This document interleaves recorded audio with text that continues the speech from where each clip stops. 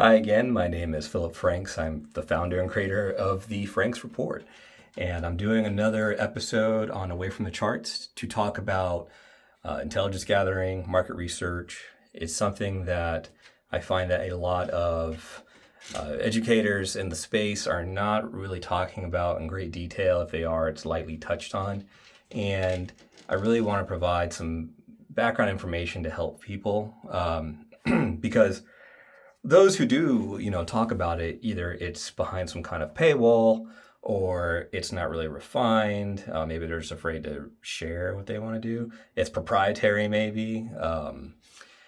And for whatever the reason, I'm not going to beat around the bush and hide this information from people. It's out there, but I'll, save you some research and talk about it directly. I think one of the best ways to begin this process is, you know, looking at macro level events first. And, a lot of people, how do they begin their market research if they do it at all? They usually hop right on the internet, right? And look at, oh, what's the best future contract I should jump into? How many contracts should I, trade in or look at a stock, things like that. And at that point, you're jumping straight into the market. You're getting real granular, and you need to zoom out a little bit on the world scale and understand what is going on, a worldwide level as well as domestically. Are there geopolitical issues going on? Are there combat actions going on? Are there, major storms that are causing disruptions? Are there labor union strikes, overseas or something like that, that are causing disruptions and things like that? So you need to have a global understanding of the macro level events happening around the world. And I think if you don't have that, you really can't go to the next level. So I recommend finding reputable sources, whether, I'm not saying sit in front of CNBC, CNN, Fox News, etc., but identify what reputable sources, and not just one, but multiple, cross-reference, so you can get a broad idea of what is going on worldwide. And once you understand how worldwide events influence the market, then you can start looking at, okay, I know how this is impacting the market. Let's look at the specific things I need to know as far as the securities that I'm interested in or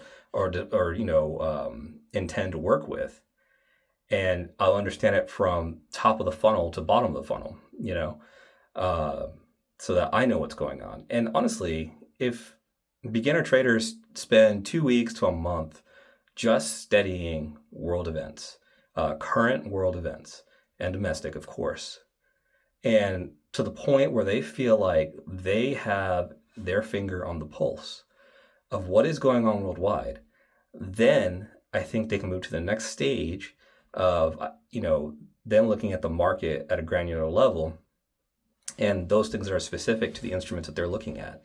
So let's just use an example of the NASDAQ. Let's look at NASDAQ, okay?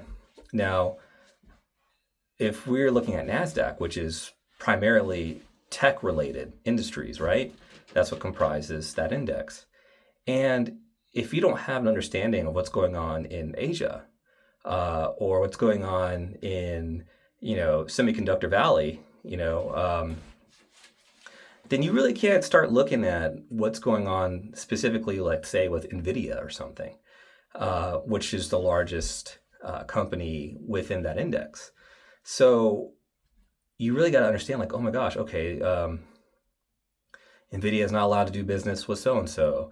They're sourcing such and such. There's issues, disruptions in Asia, yada, yada, yada. There's restrictions or, additional costs on tariffs coming in. And so before even looking at the chart, there are things already influencing that particular security right off the bat, right? And NVIDIA is just part of, the NASDAQ index, but it is a major part, right? If you see what's going on with them and what's going on in the tech sector as a whole, then you can kind of look at and respond to how the index might be performing and has performed, right? So that's how you start from top to bottom. And if you do that, and this is just a general overview of doing this market research, then you get some of the answers that you're looking for.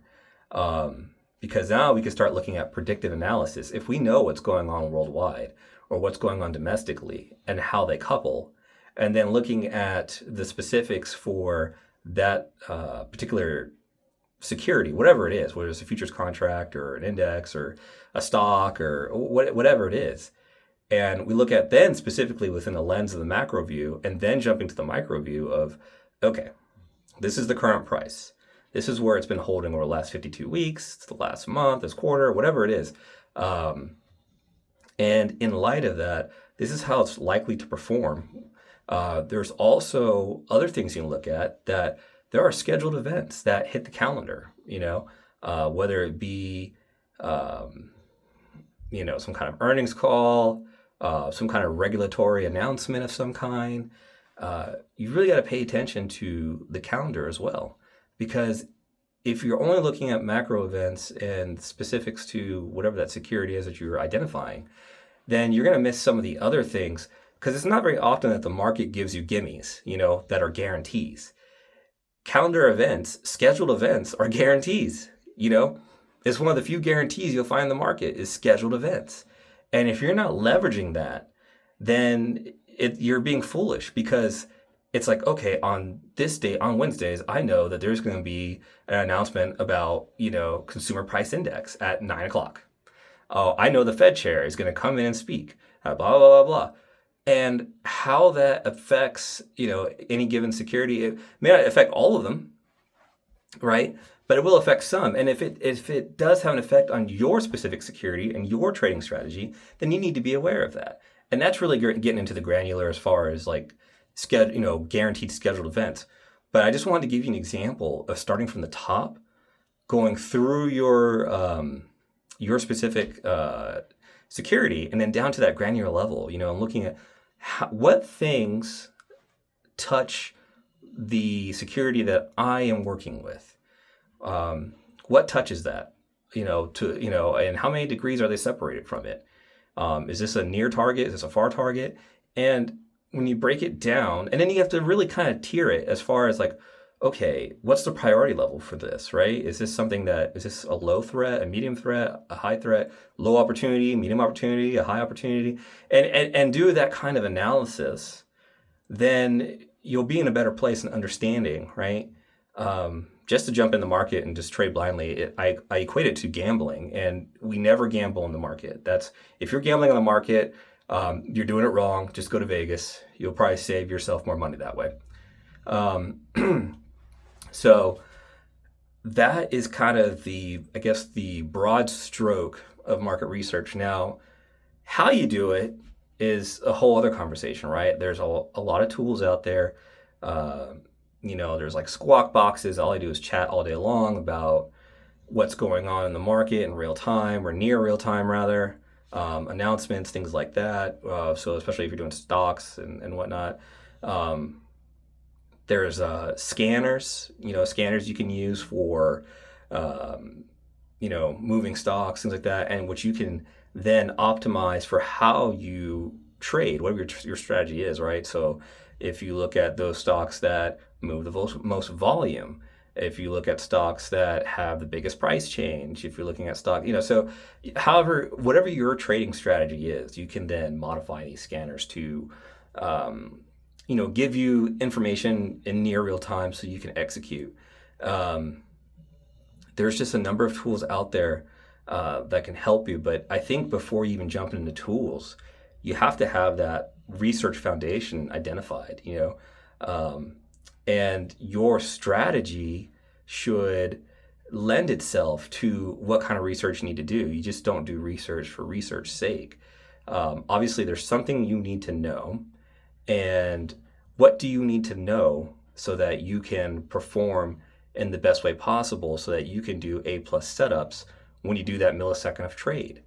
And that comes down to dictating your strategy. Have you figured out your strategy? Have you really ironed it out? Because once you have, you'll know right away what it is you need to know.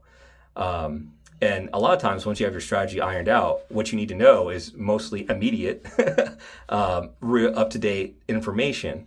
But in the background, you should always be aware of what's going on at the macro level. Obviously, there's flash events that happen that dictate the market and change things that's unexpected. That's why trading is risky. But I think that you should at least have an overall understanding of what's affecting the market and how it's moving and how you intend to leverage that in regards to your strategy. So that is kind of my quick lesson on market research. It's a bit high level, but I did drop a few golden nuggets along the way. And if you use that and build upon that, your market research should go a lot better. Some of you may have realized that, man, I really didn't look at the whole picture. I was only specifically looking at tickers or, just charts, looking at the charts and just, bounding off highs, lows, and just going that way, and not really paying attention to what is causing the inversions and things like that. So hopefully that's helpful. Remember, trading is risky, and I hope that you were able to take away something from this today. Have a great one. Thank you.